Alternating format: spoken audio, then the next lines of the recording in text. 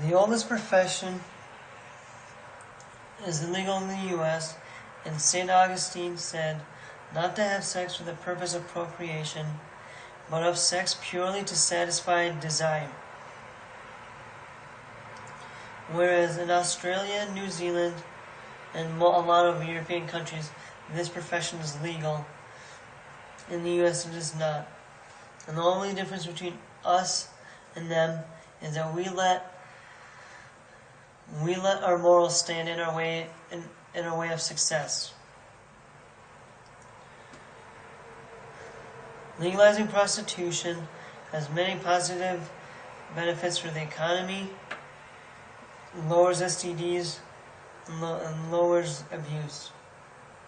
It has financial gains such as money will be saved from the law enforcement department, and revenue will be gained in taxes and in commerce.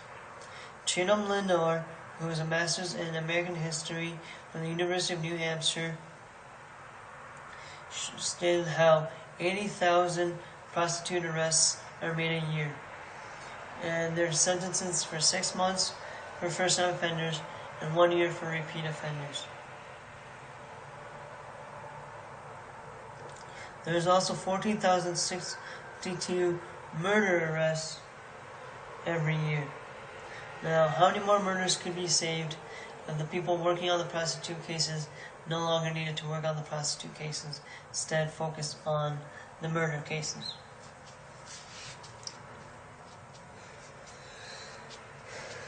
They also receive revenue through taxes.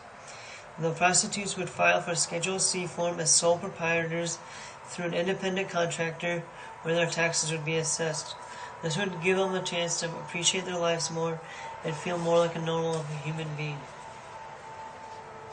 A study done by Royal College of Nursing in Great Britain showed how legalized prostitution made prostitutes feel more empowered to seek out health care. And after they interviewed sex workers in countries where prostitution is permitted, they tended to have less STDs. Criminalizing prostitutes forces them to avoid medical assistance. So therefore, if it is legalized, it would incentivize the use of condoms and contraceptives. You would need a license, routine medical screenings, and give them a more routine of life. Another study done on less abuse by Zahara Shikar is if legalized prostitution exists, there would be no fear of reporting crime. New laws would help the community find social order in order to deter the customer's abuse on the prostitute. This would give a newfound stability for the families of the prostitute so they feel more normal. Counter-argument is, wherever prostitution is legalized, now those places tend to have a high amount of HIV.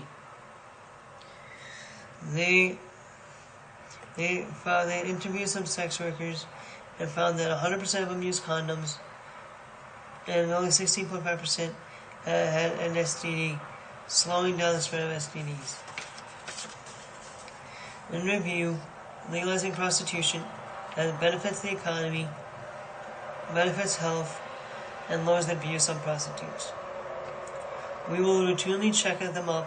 We will have the prostitution be regulatory, and we will use extreme precautions. I hope this opened up your mind a little bit more towards the sensitivity of prostitution.